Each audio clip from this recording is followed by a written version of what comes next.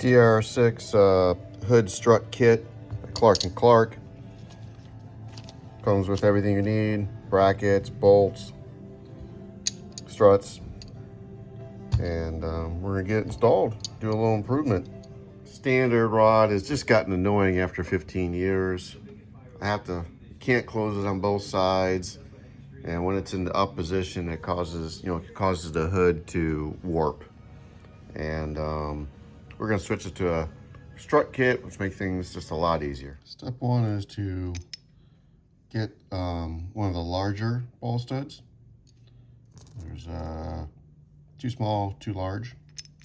Stick it on there, and put a dab of glue on there. And you're gonna want to get some 1/2-inch tools. Here, and the ball stud goes on the side of the angle like that. And we're gonna tighten it on.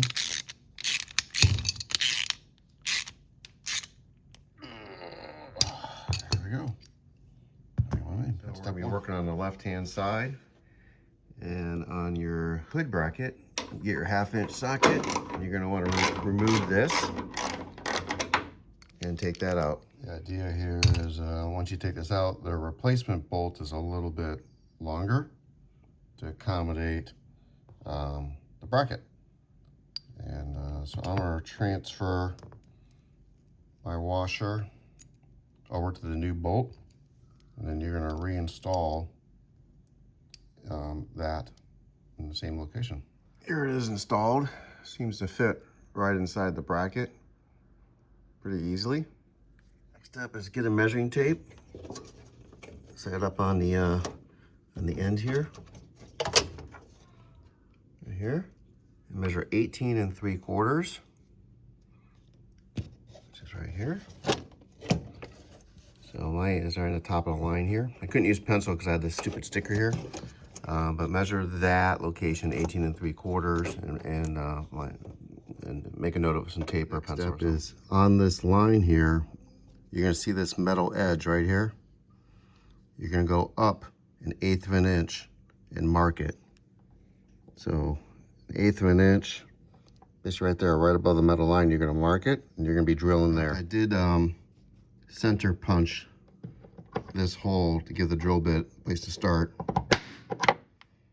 So now it's got a little dimple now. Lay down some thin cardboard or some painter's tape or something, and you're going to drill a small 3/32 or so, just a small starter hole, and then once you're through, then you follow it with a 1/4 inch, and that'll be your final. 1/4 inch hole's done. Then I deburred it a little bit like this. I just gotta clean this up. So we're gonna install the ball, which I believe is the small ball. The directions don't say, but the big one doesn't fit. And then you can see it's coming out right up there. You're gonna put a flat washer and some blue Loctite on the nut and tighten her down. So you're gonna hold on to this end with a 1/2 inch, and then when you realize the nut on the other side is actually 7/16, your wrench will work just fine. But that's a 7/16 nut there. And just tighten it down with a little blue Loctite. One thing I'm doing is I'm going to put just a dab of Loctite on these heads, just because they came very, very loose, and I'm just going to lock them down a little bit. Just a little bit right here. Next thing is take one of the struts and stick the short end on here and the long end on there.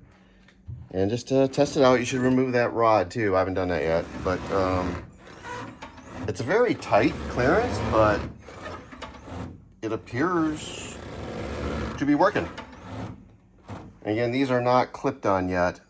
You do that later. They're just on for testing. Just a clunking sound when I fully extended it. And I do see a conflict here. The corner of this bracket is hitting right here for some reason.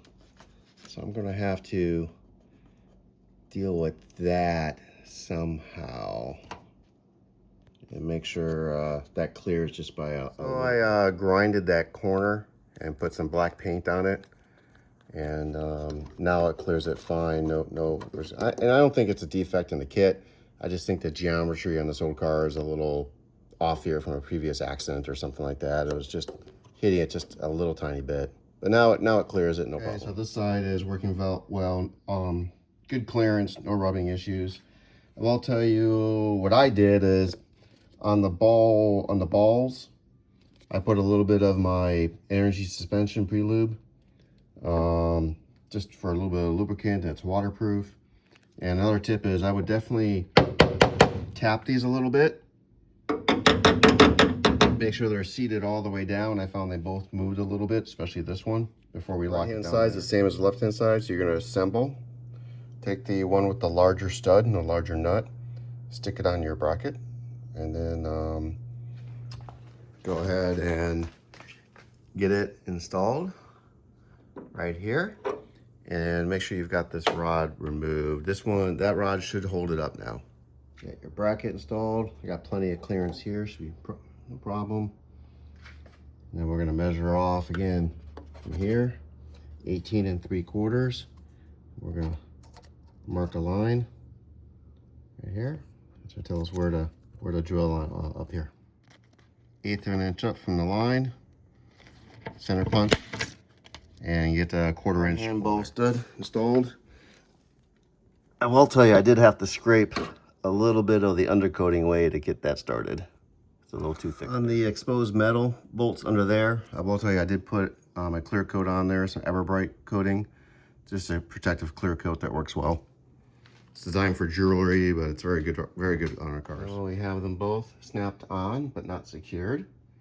I will tell you, this one was tight and would not go on. I definitely had to hit with a hammer to get it on.